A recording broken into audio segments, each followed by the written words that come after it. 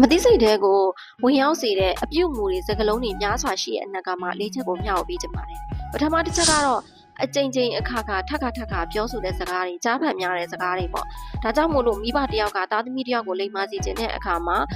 positive ဆန်တဲ့စကားတွေအပြုတ်ပဲဆိုင်ရာစကားတွေကိုပဲထပ်ခါပြောပေးဖို့လိုအပ်ပါတယ်ဒုတိယတစ်ချက်ကတော့မျိုးရိုးအမွေဆက်ခံတဲ့ဆောင်ခြင်းလို့လည်းခေါ်တယ်လွှမ်းမိုးခြင်းလို့လည်းခေါ်တာပေါ့ဥပမာအားဖြင့်ပြောလို့ရှိရင်ငွေဟာရှာရခက်တယ်ငွေရှာရတာမလွယ်ဘူးစသဖြင့်ဒီလိုစကားတွေကိုချိန်ပန်များစွာကြားလာတဲ့အခါကိုယ့်ရဲ့ဘေးပတ်ဝန်းကျင်ကဒီလိုစကားလုံးမျိုးတွေနဲ့လွှမ်းမိုးခံရတဲ့အခါမှာဒီလူတစ်ယောက်ကငွေနဲ့ပတ်သက်ပြီးတော့ limited plea တွေရှိနေတတ်ပါတယ်တတိယတစ်ချက်ကတော့ကာယကံရှင်ယုံကြည်လေးစားတဲ့ပုံကိုယ်တွေရဲ့စကားလုံးတွေအကြောက်တရားတွေပေါ့ဒီလိုအရာတွေကလည်းလွှမ်းမိုးထားနိုင်တာဖြစ်တယ်ဒါကြောင့်မို့လို့ကိုဘေးပတ်ဝန်းကျင်မှာရှိနေတဲ့သူတွေကကောင်းတဲ့သူတွေဖြစ်ဖို့လိုအပ်တယ်ကိုယုံကြည်လေးစားအားကိုးရတဲ့သူကလည်းလမ်းမှန်ကိုရှောက်နေတဲ့သူတယောက်ဖြစ်ဖို့လိုအပ်ပါတယ်